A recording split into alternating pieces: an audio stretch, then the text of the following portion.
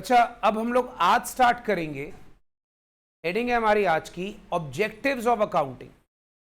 हम लोग अकाउंट्स क्यों बनाते हैं? सबसे पहली बात, हम अकाउंट्स तो कर रहे हैं, बट हम अकाउंट्स बनाते क्यों हैं? What are objectives of accounting? बच्चा अपनी अपनी कॉपीज निकाल लो एंड प्लीज राइट डाउन।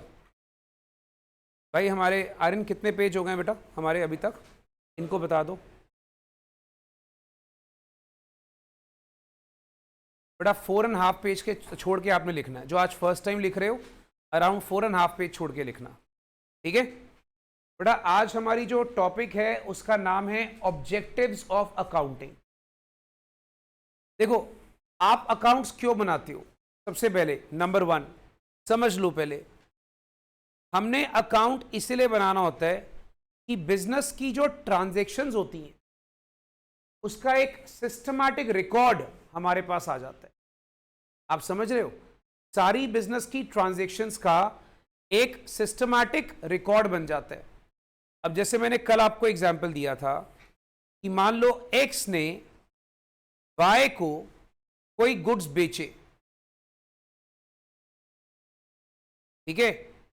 अब अगर सपोज कर लो एक्स ने 1 जनवरी को वाई को गुड्स बेचे 10,000 के, फिर एक्स ने 5 जनवरी को फिर से गुड्स बेचे 15,000 के, फिर उसने 7 जन को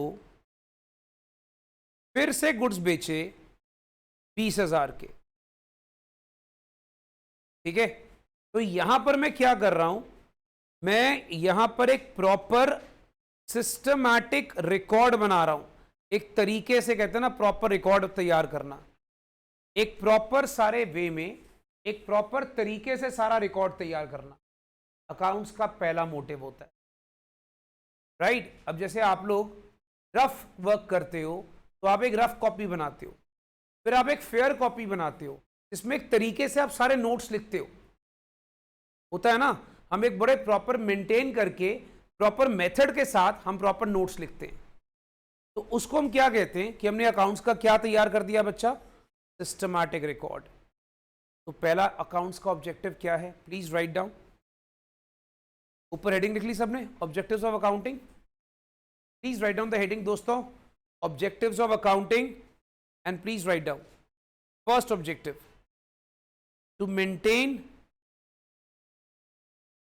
systematic and complete record of business. To maintain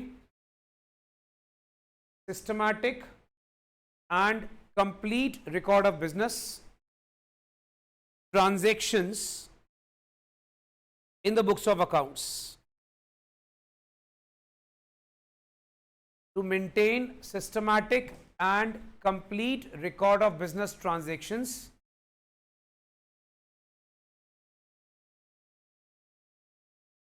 in the books of accounts. तो अकाउंट्स का बच्चा पहला काम एक प्रॉपर रिकॉर्ड तैयार करना, ठीक है। Next, to ascertain the financial position of business. अच्छा, कोई बच्चा बता सकता है what is the financial position of business? Anyone?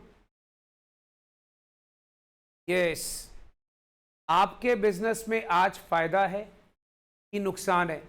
तो यार बिजनेस कर रहे हो, बिजनेस कल को हालात कैसे हैं बिजनेस के, कैसे पता लगेगा? अकाउंट्स के थ्रू पता लगता है बिजनेस के हालात कैसे हैं, प्रॉफिट है कि लॉस है। याद रखिएगा, फाइनेंशियल पोजीशन का मतलब क्या होता है बेटा? आपको पता है एसेट क्या होते हैं? किसी ने सुना हुआ asset? You know what are assets?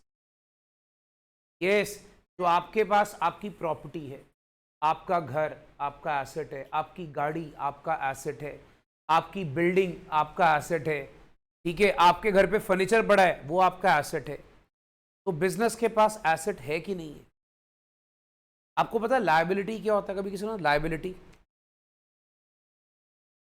नहीं बेटा, जो हमने पैसा किसी का देना है, सपोज कर लो मैंने इससे पैसा उधार लिया और मैंने इसको वापस भी तो करना है, तो जो पैसा मैंने किसी का देना है वो क्या होती है? Liability. Is that clear everyone? तो बिजनेस जो है वो आपका किस चीज पे डिपेंड करता है, आपके पास एसेट कितने हैं और आपकी लायबिलिटी कितनी है। आपके पास एसेट कितने हैं और आपकी लायबिलिटी कितनी है, ये बात याद रखिएगा। बिजनेस इन चीजों पे डिपेंड करता है कि तुम्हारे पास एसेट कितने हैं और तुम्हारी लायबिलिटी कितनी है, ये बात याद रखिएगा।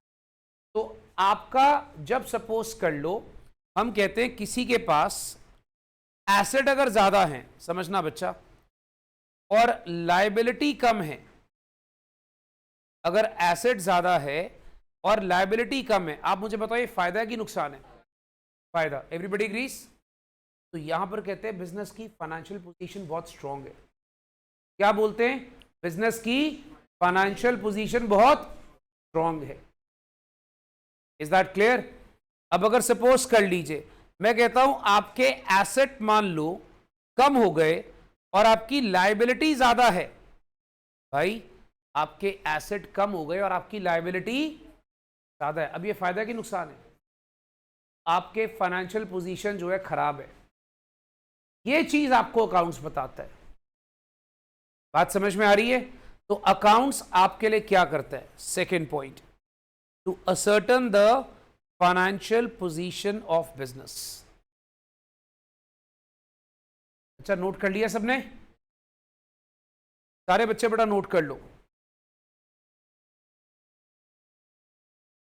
To ascertain the financial position of the business.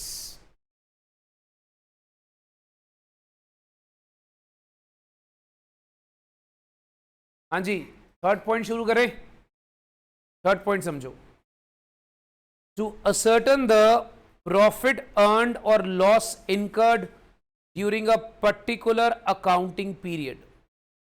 इसका मतलब क्या होता है मैं आपको समझाता हूं बच्चा। आप मुझे पहले एक बात बताओ, आपको क्या लगता है हम अकाउंट्स कैसे बनाते हैं? हम क्या साल में 10 बार बनाते हैं कि साल में जब मन करा अकाउंट्स बनाने शुरू कर दिए?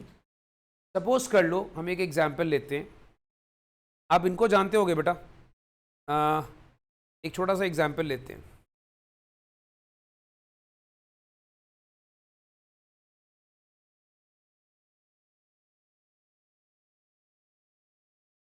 ये भाई सबको जानते हैं? कौन सा भाई? को देखा होगा कभी आप लोगों ने पहले? उजी Mukesh Ambani, one of the richest person of India. अब इसकी बहुत सारी कंपनीज हैं। अब आप क्या सोच रहे हो, ये रोज अकाउंट्स बनाने बैठ जाते हैं? नहीं ना, ऑब्वियसली यार रोज थोड़ी अकाउंट्स बनाता है ये। अब ये क्या करते हैं नॉर्मली, सपोज कर लो जनवरी से लेकर दिसंबर तक का आपका पूरा साल होता है, ठीक है? तो ये क्या करते हैं, बोलते चले एक काम करते हैं, हम हर साल 31 ऑफ दिसंबर को अपने अकाउंट्स बनाने शुरू कर देंगे। उसमें क्या होगा, जैन से लेकर दिसंबर तक हमने जो खर्चे करे हैं बिजनेस करते वक्त और जो हमने इनकम कमाई है, आप लोगों को पता है बेटा खर्चे को एक्सपेंस बोलते हैं और जो पैसा आप कमाते हो उसे क्या बोलते हैं, इनकम। हम उसका पूरा हिसाब किताब रखेंगे। मान लो एक्सपेंस मेरे थे 20,000। अब मान लो दोस्तों मेरी इनकम थी 30,000। अब बताओ मेरे बिजनेस को फायदा हुआ कि नुकसान हुआ? कम ऑन गाइस, इजी है, बताओ। फायदा। कितने का फायदा हो गया? तो मेरा बिजनेस 10,000 से फायदे में है। अच्छा, अब अगर सपोज कर लो मेरे बिजनेस को 10,000 के खर्चे करे और इनकम सिर्फ 7,000 की हुई, अब ये फायदा कि नुकसान है? लॉस। कितने का लॉस हो गया? 3,000 का लॉस हो गया। अब यार ये प्रॉब्लम ये है कि मेरे को 3,000 का लॉस हुआ, ठीक है? अब ये सारी बातें मुझे कब पता लगेगी? जब मैं अकाउंट्स बनाऊंगा, ठीक है? अगर मैं सारे खर्चों का हिसाब रखूंगा, सारी इनकम का हिसाब रखूंगा, तभी मुझे पता लगेगा ना कि मेरे को ऐसे नुकसान हुआ कि फायदा हुआ। तो ये कौन मुझे बताता है? ये मुझे अकाउंट्स बताता है। और आमतौर पे क्या होता है बेटा, अकाउंट्स ना जनरली आप सबको बता दूं साल में एक बार बनते हैं। फॉर नॉलेज, अकाउंट साल में एक बार बनते हैं। याद रखना ascertain the profit earned or loss incurred during a particular accounting period. तो अकाउंट्स का ऑब्जेक्टिव क्या है? थर्ड पॉइंट नोट कर ले, to ascertain the profit earned or loss incurred during a particular accounting period.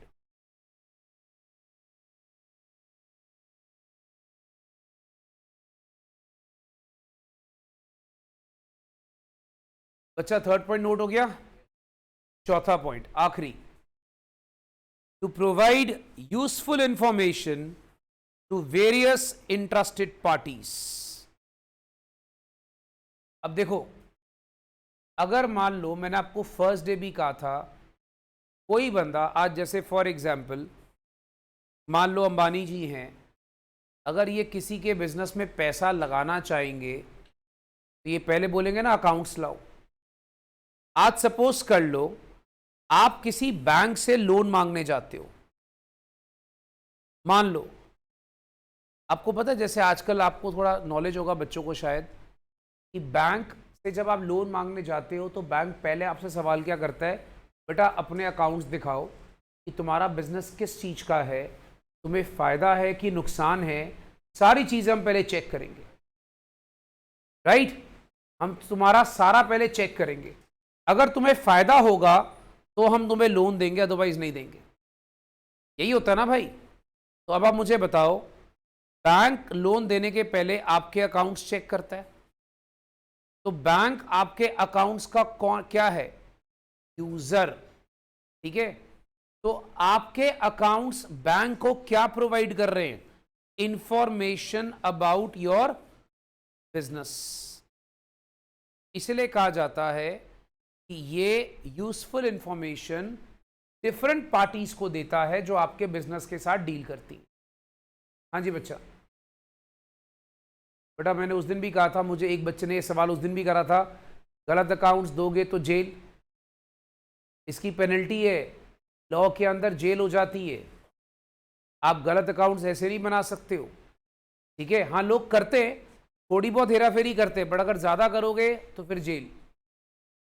Right, okay बेटा पहले मुझे सारे बच्चे बताओ, ये चारों ऑब्जेक्टिव्स क्लियर हैं? एवरीवन? किसी को डाउट बेटा? चलो ठीक है, तो अब इनको ना लर्न करने का आपको मैं एक तरीका बताता हूं बहुत अच्छा। अब यहां से एक वर्ड उठा लो, एस, सिस्टमैटिक। तो उससे याद रहेगा आपने क्या बनाना है, सिस्टमैटिक रिकॉर्ड। यहां से वर्ड उठा लो, फाइनेंशियल पोजीशन। तो दूसरा ऑब्जेक्टिव क्या है? Financial position. यहां से वर्ड उठा लो बेटा, पी, पी से क्या याद रहेगा? प्रॉफिट और लॉस।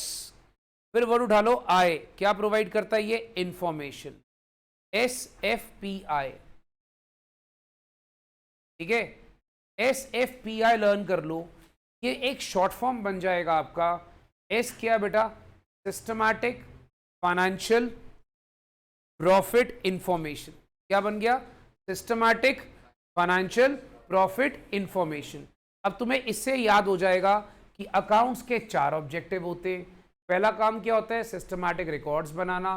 दूसरा काम क्या होता है? फाइनेंशियल पोजीशन बताना। तीसरा काम क्या होता है बेटा? प्रॉफिट या लॉस बताना। चौथा काम क्या होता है बच्चा? लोगों को इंफॉर्मेशन प्रोवाइड। ठीक है, अब आपको मैं एक चीज़ उस दिन भी बोली थी, आज फिर बताता हूँ। अकाउंट्स में आप थोड़ी बहुत लैंग्वेज अपनी लिख सकते हो, सिर्फ लैंग्वेज गलत नहीं होनी चाहिए, बट आपकी लैंग्वेज वहाँ पर आप थोड़ी बहुत चेंज करके लिख सकते हो। टीचर इसके मार्क्स नहीं काटता, आपके सिर्फ पॉइंट सही होने चाहिए।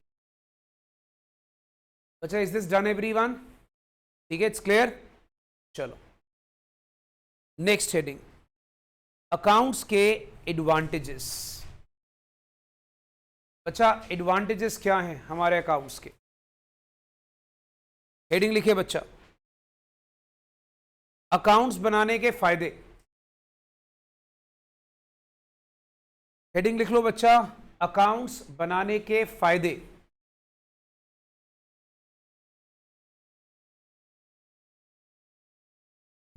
लिखें, सबसे पहला, it helps in preparation of financial statements. पहला फायदा, it helps in preparation of financial statements. लिख लो बच्चा।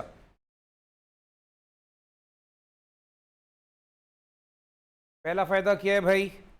It helps in preparation of financial statements. Clear सबने? अच्छा, आप में से कोई बच्चा मुझे बता सकता है फाइनेंशियल स्टेटमेंट्स क्या होती है? यस, वेरी गुड बेटा। हम लोग ना अकाउंट्स अब आगे चलेंगे ना और बनाएंगे, तो मैं आपको दो चीजें बताऊंगा। एक होता है जिसको हम कहते हैं प्रॉफिट एंड लॉस अकाउंट। ये प्रॉफिट एंड लॉस अकाउंट क्या होता है? ये आपको आपके बिजनेस में फायदा है कि नुकसान है ये बताता है। और एक आप बनाते हो बैलेंस शीट। बैलेंस शीट क्या बताती है कि आपके बिजनेस के पास एसेट कितने हैं और आपके बिजनेस के पास लायबिलिटी कितनी है। ठीक है, आपके बिजनेस के पास एसेट कितने हैं और आपके बिजनेस के पास लायबिलिटी कितनी है, याद रखना। तो ये दोनों जो चीजें होती हैं इनको मिला के कहा जाता है फाइनेंशियल स्टेटमेंट।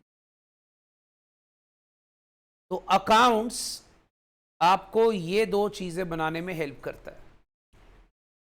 तो अगर आप चाहो अपनी नॉलेज के लिए फाइनेंशियल स्टेटमेंट के साथ लिख सकते हो कि हम फाइनेंशियल स्टेटमेंट हम दो चीजें किसको बोलते हैं? प्रॉफिट एंड लॉस अकाउंट और बैलेंस शीट। इसको ना साइड पे लिख लो, याद रहेगा। जैसे आपने यहां पे फाइनेंशियल स्टेटमेंट लिखा है, यहां पे साइड में लिख लो profit and loss account and balance sheet. इसको हम लोग financial statements.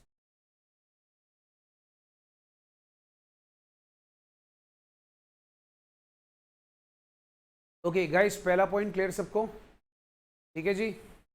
Second, it helps the managers in the decision making process. It helps the managers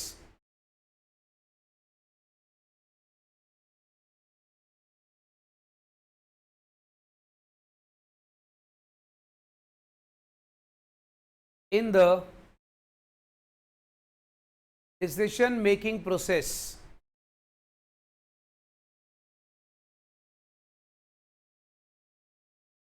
देखो बच्चा, बिजनेस में जो बिजनेस के मैनेजर होते हैं उनका काम क्या होता है?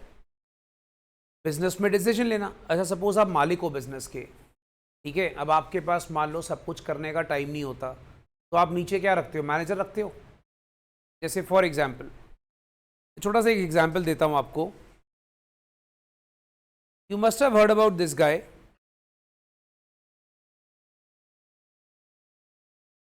आप लोगों को शायद आजकल की जनरेशन को इसका पता ही होगा। Who's this guy? He is a CEO of Google. सारे बच्चे जानते हैं इसके बारे में? सुंदर पिचाई। अच्छा, अब भाई ये जो भाई साहब है इस टाइम पे ये गूगल में काम करते हैं। CEO का मतलब क्या होता है? गूगल एक कंपनी है, उसको ये पूरा मैनेज करता है। अच्छा, जब ये चीज़ों को मैनेज करते हैं तो ये बहुत सारे डिसीजन लेते हैं, है ना। अब सपोज कर लो गूगल ने एक नई ऐप निकाली, उस ऐप में पैसा लगाना है कि नहीं लगाना, राइट। गूगल ने सपोज कर लो, आप लोगों को शायद पता होगा आजकल गूगल ने क्या करा हुआ है, कंप्यूटर के कोर्सेज के सर्टिफिकेट देने शुरू कर दिए। मालूम है आप लोगों को गूगल के सर्टिफिकेट आते हैं? You know what is UI UX? आप लोग यार यंग जनरेशन के बच्चों को पता होगा, सारे बच्चों को। User interface program. आप लोग फोन्स यूज करते हो सारे बच्चे। ये फोन्स में जो सारा आप ऐप खोलते हो, जब ऐसे करके सारी ऐप्स खोलते हो, जब आप ये सारी ऐप्स खोलते हो, ये एक डिजाइन होता है। एप्पल में अलग होता है, एंड्रॉयड में अलग होता है, ठीक है। तो ये सारा इसको क्या बोलते हैं? User interface. गूगल ने इसके कोर्सेज कराने शुरू कर दिए, गूगल ने इसमें पैसा लगाया। अब गूगल इसमें पैसा क्यों लगा रहा है मुझे बताओ? क्योंकि उसको नजर आ रहा है इसमें प्रॉफिट है। आजकल की यंग जनरेशन को मैक्सिमम लोग बिना मोबाइल के रहते ही नहीं है, ठीक है। सारा world is actually control through mobiles, right. तो अगर आप नोटिस कर रहे हो गूगल इसमें पैसा लगा रहा है, तो गूगल ने ये डिसीजन किस बेस पे लिया? Profit base. किसने लिया डिसीजन? मैनेजर ने। तो ऐसे बिजनेस में बहुत सारे डिसीजंस होते हैं जो मैनेजर्स लेते हैं, और वो मैनेजर जब वो डिसीजन लेते हैं बच्चा, तो वो डिसीजन किसके बेस पर होता है? अकाउंट्स के बेस पर। अकाउंट्स आपको याद रखना सिर्फ करंट प्रॉफिट नहीं बताता, अकाउंट्स आपको फ्यूचर में होने वाले फायदे भी बताता है। Is this clear everyone? तो अकाउंट्स का दूसरा बेसिक एडवांटेज मैनेजर्स को डिसीजन मेकिंग में हेल्प करता है।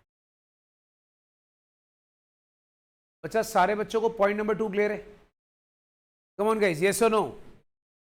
गुड, शाबाश। अच्छा, जो बच्चे ऑनलाइन में उनको समझ में आ रहा सारा कुछ? Sir can you repeat second point? बेटा, जैसे मैंने आपको एग्जांपल दिया कि जो हमारे गूगल भाई साहब है, उन्होंने कुछ नए प्रोजेक्ट्स निकाले। अब नए प्रोजेक्ट्स में पैसा लगाना है कि नहीं लगाना, ये वो डिसीजंस लेते हैं। ये डिसीजन वो किसके बेस पे लेते हैं? अकाउंट्स के बेस पे। Are you understanding? मतलब जब कोई मैनेजर बिजनेस करता है, तो बिजनेस में बहुत सारे उसको डिसीजन लेने होते हैं कि मैं यहां पर पैसा लगाऊं कि नहीं लगाऊं। तो वो किसके बेस पर सारे डिसीजन लेता है? वो लेता है अकाउंट्स के बेस पर। समझ में आ गया बच्चा? ओके, मतलब अकाउंट्स, आपको मैं सिर्फ कहना चाहता हूं, बिजनेस में बहुत सारी चीजों में हेल्प करता है। Okay, systematic accounting records acts as a valid evidence in the court. अच्छा, आप लोगों को ये समझ में आता है? अब अगर सपोज कर लो दोस्त, what is valid evidence in the court? मान लो फॉर एग्जाम्पल ये दो भाई हैं, मान लो ये दो भाई हैं, इन दोनों भाइयों का बिजनेस पहले जॉइंट था, इनकी आपस में लड़ाई हो गई, कोर्ट में चले गए, कोर्ट में एक दूसरे पे केस कर दिया, ठीक है। ये कहता है यार मैंने अपने छोटे भाई से 5 लाख रुपए लेने हैं। भाई, अगर इसके पास कोई अकाउंट होगा, कोई प्रूफ होगा, कोई रिटर्न रिकॉर्ड होगा, तभी तो ये कोर्ट में केस कर सकता है। Are you understanding guys? अगर आपके पास रिटर्न रिकॉर्ड नहीं होगा तो आप कोर्ट में केस कर सकते हो क्या? बात समझ में आ गई? अगर आपके पास रिटर्न रिकॉर्ड ही नहीं है तो क्या आप कोर्ट में केस कर सकते हो? नहीं कर सकते। क्लियर? तो ये बात दिमाग में रखना। अकाउंट किस में हेल्प करता है बच्चा? अकाउंट आपका एक वैलिड एविडेंस होता है, मतलब अकाउंट आपको एक प्रूफ की तरह कोर्ट में पेश कर सकता है। कल को भाई, जैसे मान लो, आपको शायद पता होगा, पेप्सी का नाम सुना है? Pepsi company and Coke, Coca Cola. आपको शायद पता होगा पेप्सी और कोक का ना पीछे बहुत डिस्प्यूट था, काफी साल तक केस चलता रहा उनका, राइट। तो अब उन्होंने केस, मान लो पेप्सी ने जीत लिया। वो जीता किसके बेस पर? उन्होंने सारे रिकॉर्ड्स मेंटेन करे हुए थे। तो रिकॉर्ड्स मेंटेन करे होंगे बच्चा, तभी तो आप केस जीतोगे। तो अकाउंट्स एक वैलिड एविडेंस के तौर पे काम करता है। हाँ जी, थर्ड पॉइंट समझ में आ गया सारे बच्चों को? नोट कर लिया सबने? थर्ड पॉइंट नोट कर लें please.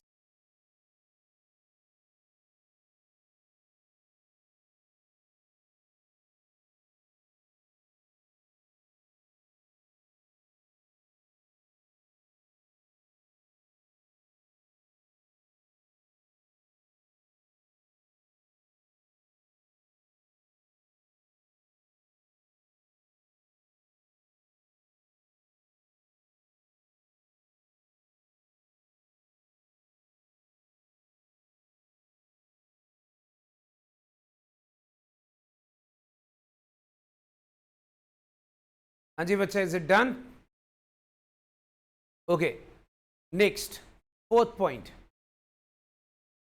accounting information is used to compare the result of current year with the previous year to analyze the changes.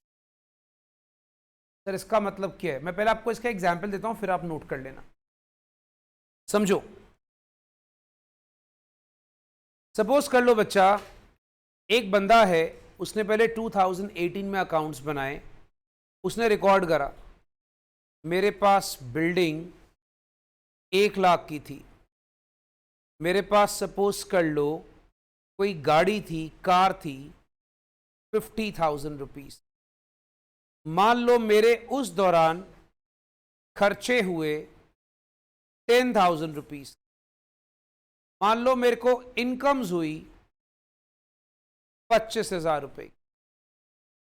फिर उसने 2019 में रिकॉर्ड करा, मेरी बिल्डिंग की वैल्यू थोड़ी कम हो गई, आज 80,000 हो गई, गाड़ी की वैल्यू 40,000 हो गई, खर्चे मेरे बढ़ गए, महंगाई बढ़ गई, इनकम भी मेरी थोड़ी सी बढ़ी।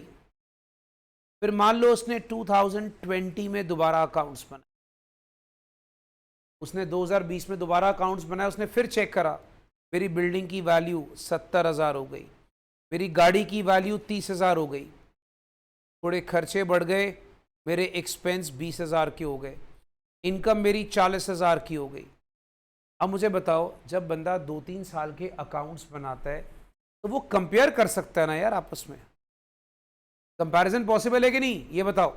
अब वो कंपैरिजन कैसे करेगा? अगला बोलेगा देख यार, मेरी ना पिछले 3 सालों से इनकम बढ़ रही है, इनकम बढ़ रही है तो मेरे खर्चे भी बढ़ रहे हैं, हम ऐसे कंपैरिजन कर सकते हैं। और मेरे बिल्डिंग की वैल्यू गिरती जा रही है, मेरी गाड़ी की वैल्यू भी कम होती जा रही है।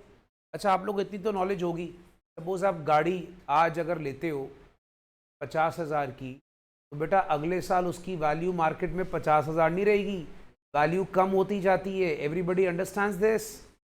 आप मोबाइल दुकान से निकाल के ले आओ, आपने मान लो एक नया एप्पल खरीद लिया, कितने का? 70,000 रुपये का। भाई साहब पैकिंग खोल दी, वापस उसी टाइम दुकानदार को बेचने जाओगे, बोलेगा 5,000 कट गया।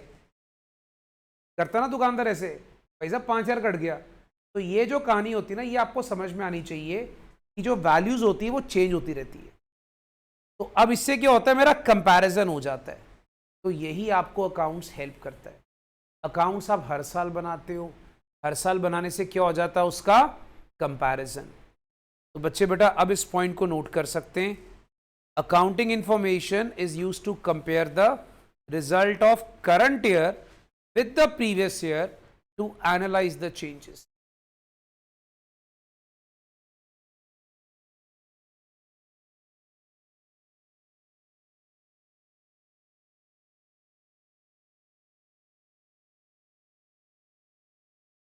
क्या फोर्थ पॉइंट क्लियर है सबको?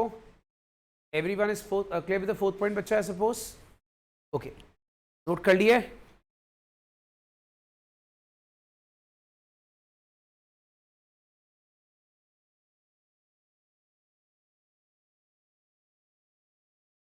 चलिए फिफ्थ पॉइंट।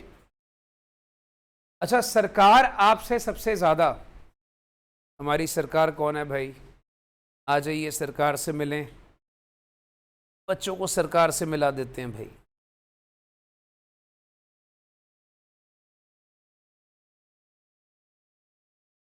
हाँ जी भाई, इनको तो जानते ही होंगे सारे, ठीक है? कौन है ये? मोदी साहब है हमारे, ठीक है? अब भाई साहब, मोदी साहब हमारी सरकार है, आप लोग को पता होगा इनका काम क्या है? आप पैसे कमाओ और इनको टैक्स दो, यही करते हो ना बेटा? टैक्स पता सारे बच्चों को क्या होता है? आप रेस्टोरेंट में खाना खाने जाते हो तो भी आप टैक्स पे करते हो, ठीक है? आप कपड़े खरीदते हो तो भी टैक्स पे करते हो, आप कोई सामान खरीदो तो भी आप टैक्स, मोबाइल खरीदते हो तो भी टैक्स पे करते हो, ठीक है? अच्छा, जो आपके पेरेंट्स की इनकम होती है उस पर भी भाई साहब ये टैक्स ले जाते हैं। अब ये टैक्स सारा कैलकुलेट कहाँ से होता है? अकाउंट से। मतलब पंजाबी में बोले सारा स्यापा अकाउंट ही है, समझ गए सारे? ये टैक्स सारा कैलकुलेट कैसे होता है दोस्तों? अकाउंट से, ठीक है? तो मोदी जी इतने प्रसन्न नजर आ रहे हैं ना, इतना खुश नजर आ रहे हैं भाई साहब कि बहुत टैक्स लेता है हमारे से, याद रखना। तो यही आपको आखिरी पॉइंट है, it helps in assessment of correct tax liability. मतलब अकाउंट्स हेल्प करता है सही टैक्स लायबिलिटी निकालने में, सही टैक्स लायबिलिटी निकालने में अकाउंट्स हेल्प करता है। जैसे फॉर एग्जांपल आपको इनकम पे टैक्स पे करना पड़ता है, सेल पे टैक्स पे करना पड़ता है। ये सारी चीजें कौन कैलकुलेट करता है? अकाउंट्स।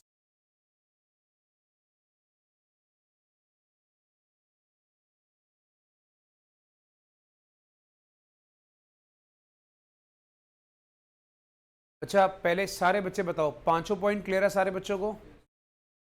पक्का? गुड।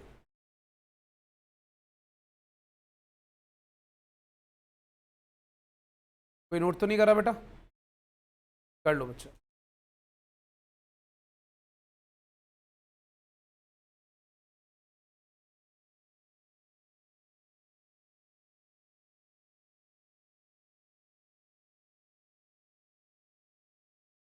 डन?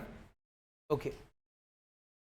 अच्छा, सर ने अकाउंट्स के फायदे तो बता दिए, नुकसान भी है।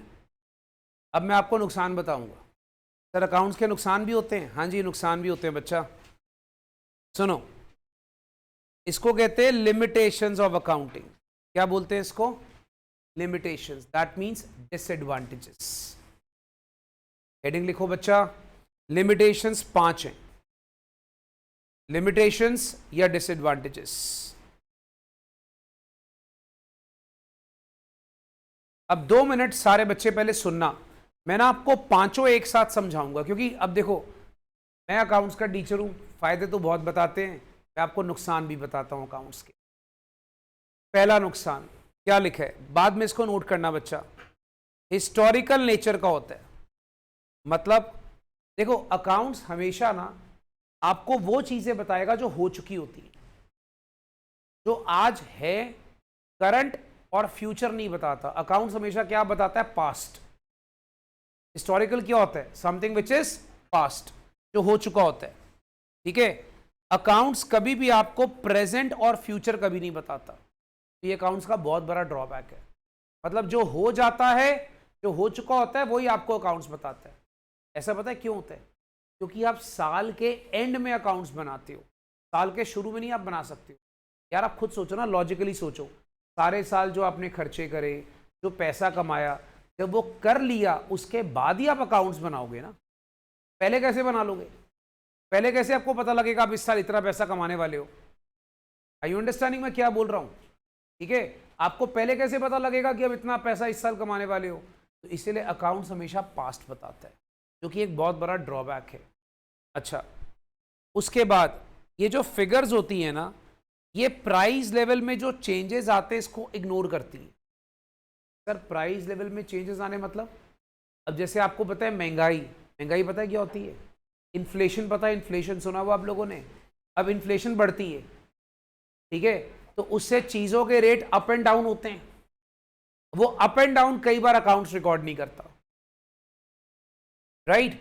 मैं जब आपको सम्स कराऊंगा ना, मैं तब भी आपको ये चीज बताऊंगा, अप एंड डाउन कई बार अकाउंट्स रिकॉर्ड नहीं करता। कभी कोई चीज बढ़ जाती है, कम हो जाती है। अब फॉर एग्जाम्पल मान लो एक बंदे ने, मान लो बेटा एक बंदे ने 2018 में, फॉर एग्जाम्पल 2018 में एक गाड़ी खरीदी, ठीक है। अब गाड़ी जो है जनवरी में खरीदी उसने, और उस टाइम पे गाड़ी की वैल्यू 1 लाख थी। अचानक से ना उसने 1 लाख अपने गाड़ी को किताबों में रिकॉर्ड कर दिया कि मेरे पास 1 लाख की गाड़ी आ गई। मार्च में मान लो उसने फोर्ड कंपनी की गाड़ी खरीदी, मान लो मार्च में फोर्ड कंपनी बंद हो गई, ठीक है। आपको पता होगा इंडिया में पहले फोर्ड कंपनी बंद हो गई थी, अब दोबारा शुरू हुई है। फोर्ड पता है, फोर्ड ब्रांड सुना सबने गाड़ी का? फोर्ड की एंडेवर आती है, बड़ी सी गाड़ी, ठीक है। फोर्ड कंपनी बंद हो गई, मान लो बच्चा, अगर अब फोर्ड कंपनी बंद हो गई, दिमाग लगाओ, कि गाड़ी की वैल्यू खत्म हो गई बेटा। अगला तो किताबों में मेरे टॉर से रिकॉर्ड करके बैठा मेरी 1 लाख की गाड़ी, मार्केट में जाएगा उसको 10,000 नहीं मिलेगा, बिकॉज कंपनी बंद हो गई। बात समझ में आ रही है? तो अकाउंट्स इन चीजों को इग्नोर करता है। इसको क्या कहते हैं? Changes in price level, changes in price level, याद रखना, ये प्रॉब्लम आती है। फिर हाँ जी, नहीं बच्चा, अगर मान लो कंपनी बंद हो गई तो गाड़ी, बच्चा अगर आपकी मान लो गाड़ी की कंपनी बंद हो गई तो बेटा वो कंपनी खत्म तो आपकी गाड़ी खरीदेगा कौन? मार्केट में रीसेल ही खत्म हो गई। खुद सोचो ना, मार्केट में रीसेल तब होती है जब वो कंपनी एग्जिस्टिंग होती है। यार फॉर एग्जाम्पल, आपने आज की डेट में एक नया एप्पल का फोन खरीद लिया, घर पे खरीद के लाए हो, ठीक है। आपने ये प्लान करा है कि 6 महीने बाद आपने रीसेल करना है। 6 महीने बाद आप मार्केट में गए, पता लगा एप्पल बंद हो गया, कंपनी बंद हो गई, ठीक है। अब एप्पल का फोन जो आपका नॉर्मल रीसेल होता, मान लो 70,000 का फोन 50 में बिक जाता 6 महीने बाद, ठीक है। अगर कंपनी बंद हो गई तो खरीदे कोई नहीं, 20 का भी नहीं बिकेगा वो। तो इसको क्या कहते हैं? Sudden change in price level, right. तो ये चीजें अकाउंट्स रिकॉर्ड नहीं करता।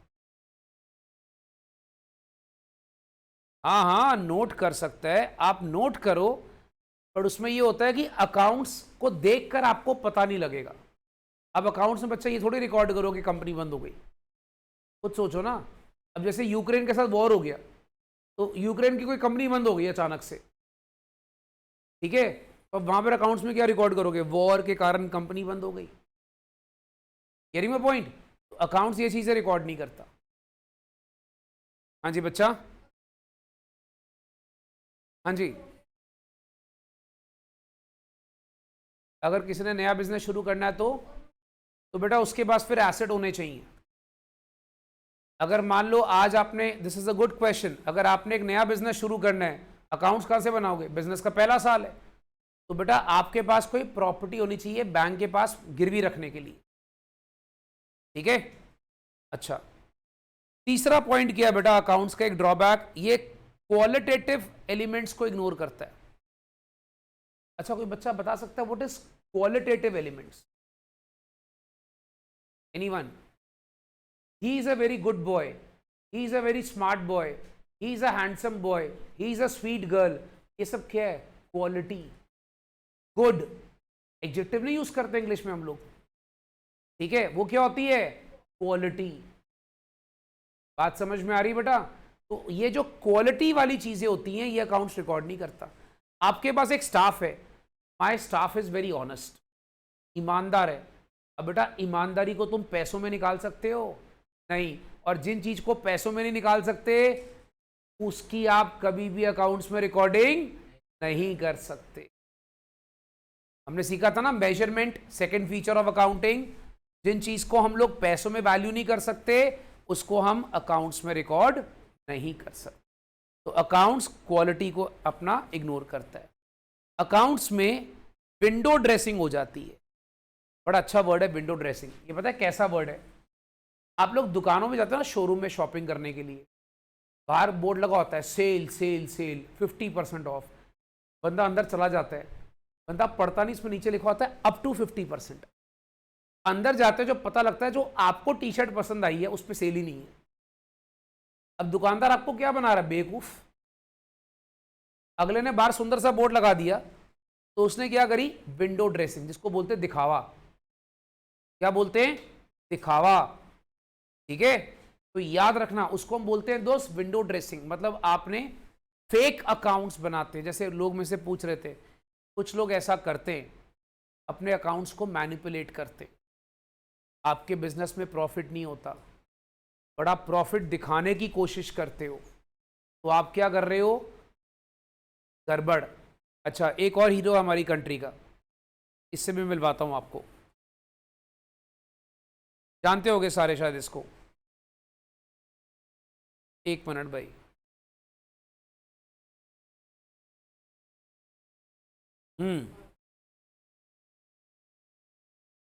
इसको जानते हीरो को? हमारी कंट्री के बहुत महान आदमी है, कंट्री का करोड़ों का पैसा लेके बाहर भागे हुए हैं, विजय माल्या। इन्होंने यही करा था, विंडो ड्रेसिंग। विंडो ड्रेसिंग क्या? अकाउंट्स में हेरा फेरी करी और ऐसे स्मार्ट तरीके से करी कोई पकड़ नहीं पाया, और बैंकों ने इनको करोड़ों का लोन दे दिया। अकाउंट्स में हेरा फेरी पॉसिबल है। अच्छा, मैं आप लोग से एक वादा करता हूं, जब आप लोग थोड़े एक्सपर्ट हो जाओगे ना, मैं आपको वो भी सिखा दूंगा। थोड़ी बहुत होती है।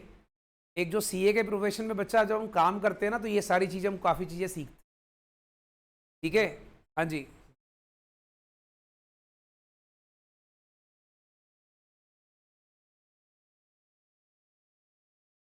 हाँ, वो हेरा फेरी नहीं होती बेटा। वो होता है कि आदमी, देखो हमारा इंडिया का कानून पता है क्या कहता है, तुम दिमाग लगा कर अपना टैक्स बचा लो, वो अलाउड है, पर तुम टैक्स चोरी नहीं कर सकते हो। इंडिया में लॉ के अंदर एक बड़ी फेमस लाइन है कि tax evasion is a crime. Evasion मतलब होता है चोरी करना। Tax avoidance is not a crime. Avoidance होता है अपना दिमाग लगाओ, यार एक सीए करता क्या, सीए ये तो काम करता है। आप में से किसी के पेरेंट्स सीए हैं? नहीं। चलो किसी के अंकल या कोई मदर फादर के कोई रिलेटिव वगैरह देखना, अगर कोई सीए होंगे इनसे पूछना, उनका काम ही यही होता है। वो आपका टैक्स बचाते हैं, वो अपना दिमाग लगाते हैं। सीए का काम ही यही होता है, तो वो क्राइम नहीं है, ठीक है। उसको विंडो ड्रेसिंग नहीं बोलते हैं। विंडो ड्रेसिंग सिंपल वर्ड्स में हेरा फेरी, ठीक है। अच्छा, accounts is not free from personal bias and personal judgement of people dealing with it. मतलब कई बार लोग क्या करते हैं बेटा, अपने पर्सनल व्यूज अकाउंट्स में डाल देते हैं। जो अकाउंटेंट बना रहा होता है ना, वो कई बार अपने पर्सनल व्यूज, अपनी पर्सनल जजमेंट, ठीक है, उसमें डाल देता है, वो गलत होता है। तो कई बार ऐसे अकाउंटेंट करते हैं। तो अकाउंट्स के 5 ड्रॉबैक्स, डिसएडवांटेजेस हैं। नंबर 1, सिर्फ पास्ट को बताता है।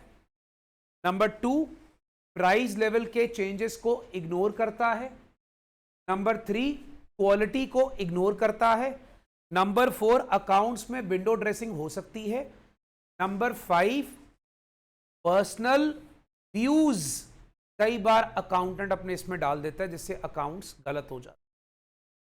हाँ जी, हाँ, बट अपनी तरफ से नहीं कुछ लिखता बेटा। जैसे सपोज कर लो, अब आपको लगता है कि यार हमारे को ना इतना प्रॉफिट होगा, तो वो अपना प्रॉफिट जो है उसमें डाल देता है, इतना प्रॉफिट होगा, हुआ नहीं है, होगा, ठीक है, तो वो अंदाजे डाल देता है। तो वो अप्रोक्सीमेशन, अंदाजे डालना, वो गलत हो जाता है। बच्चा, सारे बच्चों को ये समझ में आ गया है? इसको नोट डाउन कर ले। बच्चा जो ऑनलाइन में हो, आपको क्लियर है 5 पॉइंट्स? ठीक है, इसको नोट डाउन कर लें प्लीज।